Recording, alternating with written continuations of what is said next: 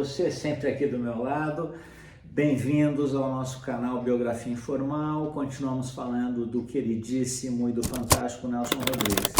No último episódio eu estava falando a respeito do amadorismo que rolava no teatro brasileiro daquela oportunidade, começo dos anos 40, mas que com a chegada de Nelson Rodrigues e com o início da obra teatral dele, começou a ter uma certa mudança, e essa mudança foi para melhor, né? Então a gente precisa lembrar que, por exemplo, o Vestido de Noiva teve a direção do Ziembinski, teve a parte coreógrafa também, a coreografia também feita por ele, e aquilo foi assim uma revolução dentro do teatro, de sorte que a partir daí as coisas começaram a ser levadas mais a sério, né? O Ziembinski fez um trabalho fantástico em Vestido de Noiva, projeções de luz em relação ao ambiente em que o texto era lançado, foi efetivamente fantástico. A partir daí, como eu disse, o teatro começou a ter uma outra vertente. Logo após 1944 aproximadamente, nasce a famosíssima Susannah Flagg, que nada mais era do que o pseudônimo de Nelson Rodrigues para escrever os seus folhetins. E esses folhetins eles começaram a ser escritos e publicados nos jornais carioca, nos jornais em que o Nelson trabalhava, e posteriormente se transformaram em livros. Eu mostrei, acho que no episódio anterior, um volume que eu tenho aqui do Meu Destino é Pecar, um volume, um livro de 1944, uma edição de 1944, toda amarelada, edições Cruzeiro.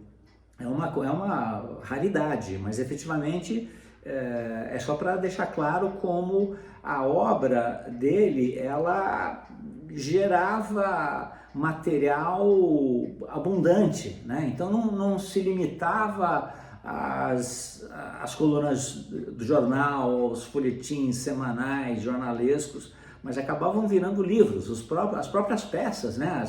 As muitas peças que o Nelson escreveu também acabaram virando livro, acabaram virando radionovela, acabaram virando cinema, se transformando em cinema. Foi a partir daí que a vida para ele mudou no sentido benéfico, né? Bom, vamos lá. A nossa querida Susannah Flagg, então, ela acabou sendo esse pseudônimo, e teve um determinado momento muito interessante que até criaram, né, a pedido da diretoria, a pedido das lideranças dos jornais, por exemplo, Fred Chateaubriand, né, pediram que o Nelson criasse uma coluna de perguntas e respostas para a Susannah Flagg. A Susannah Flagg respondia questões amorosas, questões domésticas, porque efetivamente a população achava que Susannah Flagg existia. Era uma mulher, mas não sabiam que essa mulher usava suspensório e que fumava o dia inteiro, né? Mas enfim, em paralelo a isso, o Nelson continuou com a sua obra fantástica, teatral. Em 1948 ele escreveu a famosa peça, e todas elas não só eram famosas, mas recebiam, pelo lado da crítica cultural, bons resultados, bons comentários. Então, em 48 ele escreveu O Anjo Negro. Aí tem um detalhezinho interessante, né? Porque o Anjo Negro, como diz o nome, tinha um protagonista negro. E o Nelson Rodrigues, quando ele escreveu o Anjo Negro, ele era muito amigo de um negro, um ator muito bom chamado Abdias Nascimento, e ele dizia: Abdias, eu fiz essa peça para você.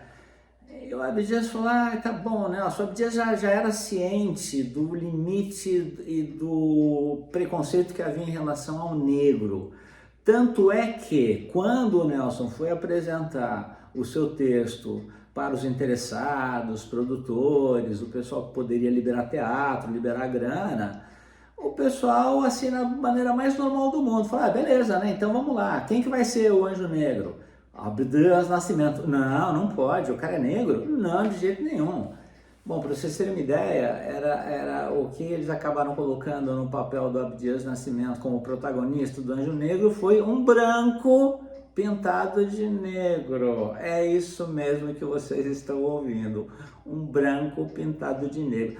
Isso lembra a história do futebol, né? Nos anos 30 também havia um preconceito e um impedimento de que os negros jogassem futebol. Pelo menos eles não podiam jogar nos times, entre aspas, mais famosos, né? Então, o Fluminense, por exemplo, não se podia jogar negro no Fluminense. O Fluminense era o time das Laranjeiras, era um time de elite, os negros não podiam nem passar por perto.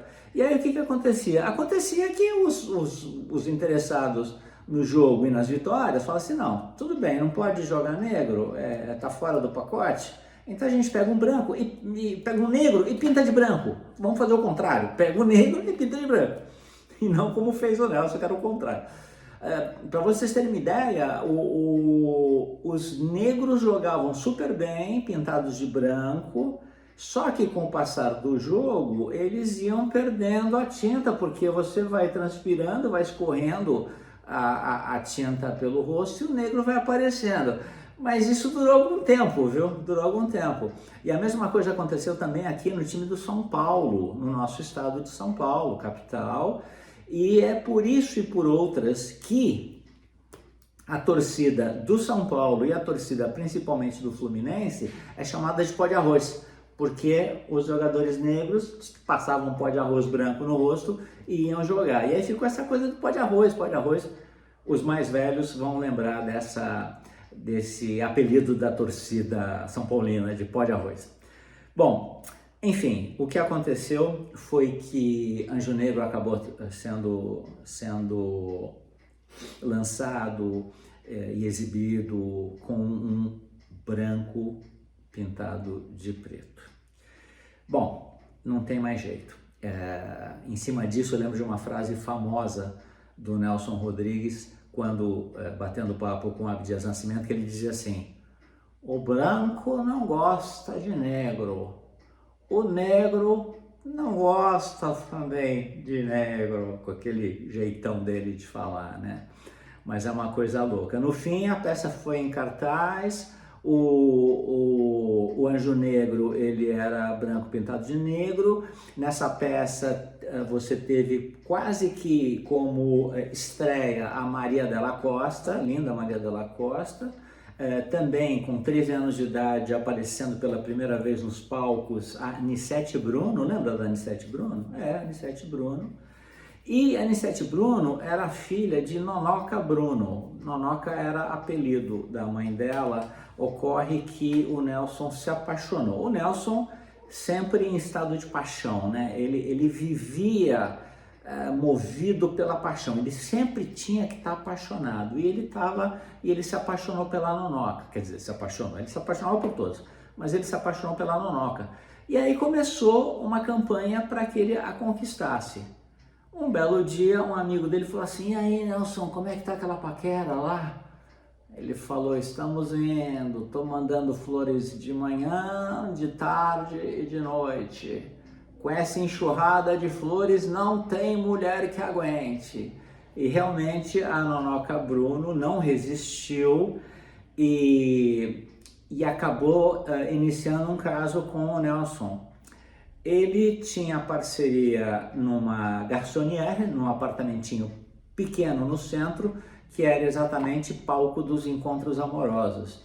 E foram 2 anos de encontros amorosos, e o Nelson curtindo horrores. Até que no final desses 2 anos, um belo dia, a Elza, a esposa oficial do Nelson, descobriu, foi lá no apartamento, entrou, fez um puta de um salseiro, um escândalo, e não bateu em ninguém. A Nonoca Bruno saiu ilesa, né?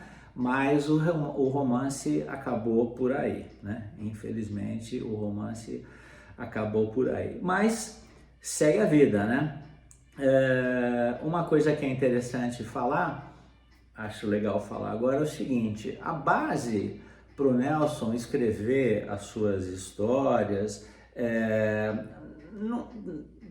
principalmente eram feitas com a realidade, principalmente eram feitas com aquilo que o Nelson via e acompanhava no seu dia a dia. Então, por exemplo, numa determinada época ele morando na periferia, depois dele ter mudado para a rua, saído da Rua Alegre.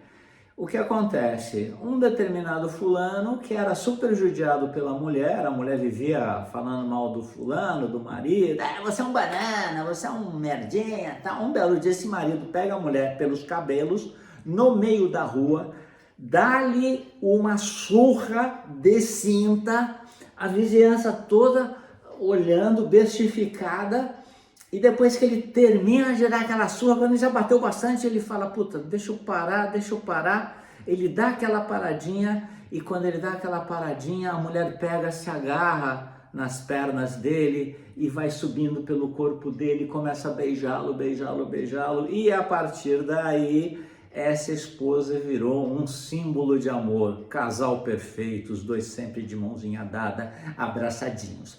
Nessa época foi que o Nelson lançou uma das suas frases de efeito, e o Nelson era especialista em frases de efeito.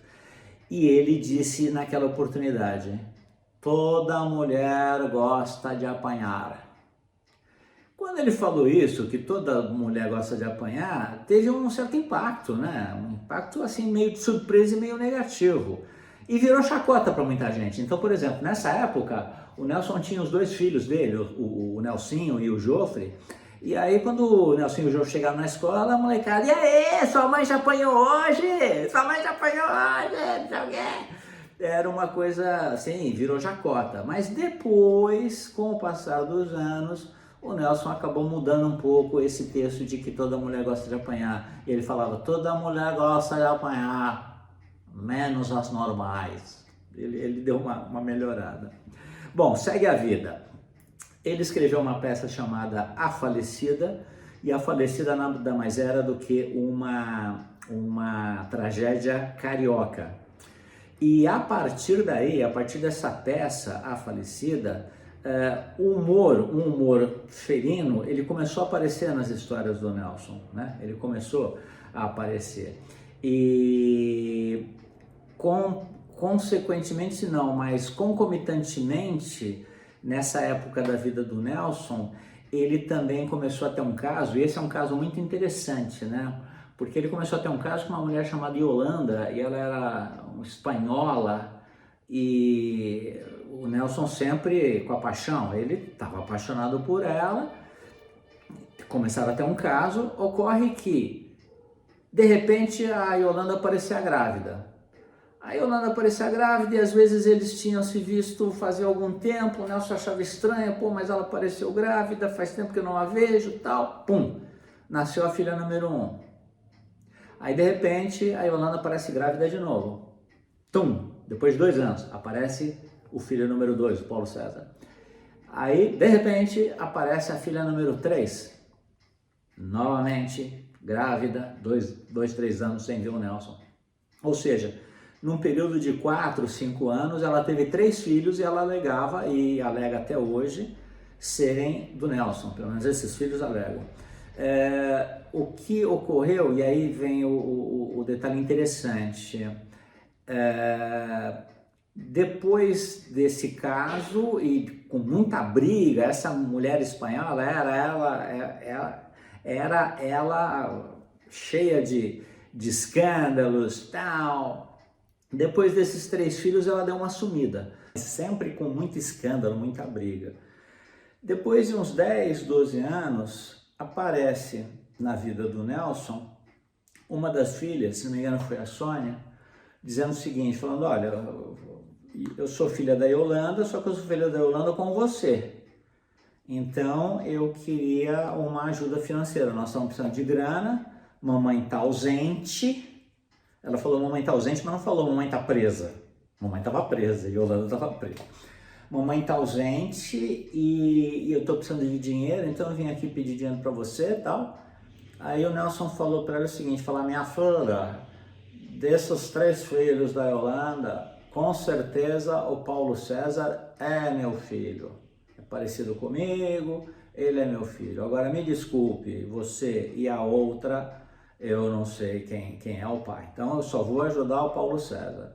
Ah, mas eu tenho um documento aqui. E mostrou para o Nelson uma certidão de nascimento. O Nelson olhou e falou: pode deixar comigo para que eu mostre para o meu advogado, vou ver o que posso fazer.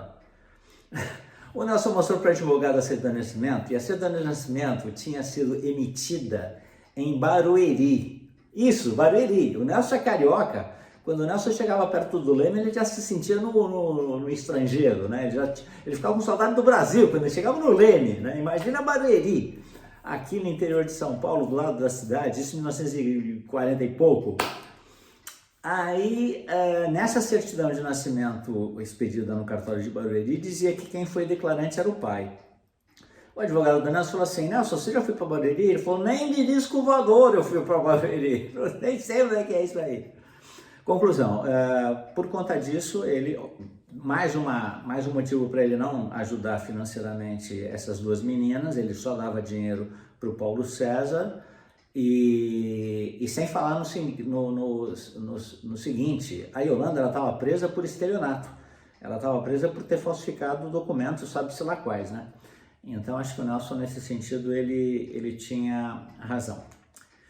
Bom, essa família, esses 3 filhos do Nelson, depois da morte dele, principalmente depois da morte dele, né, com o inventário de todo o patrimônio, todos os direitos de livro, de filmes, de peças, etc, etc, ficaram pegando no pé dos filhos oficiais para que eles também tivessem direito a alguma coisa. E até hoje eles fazem exame de DNA com as irmãs do Nelson para provar aí a paternidade, quem sabe conseguir um reconhecimento de paternidade pós-mortem, né? Mas essa briga vai rolar, porque os 2 filhos oficiais, Jofre e Nelsinho, estão aí brigando também para terem esse benefício de uma herança grande, né?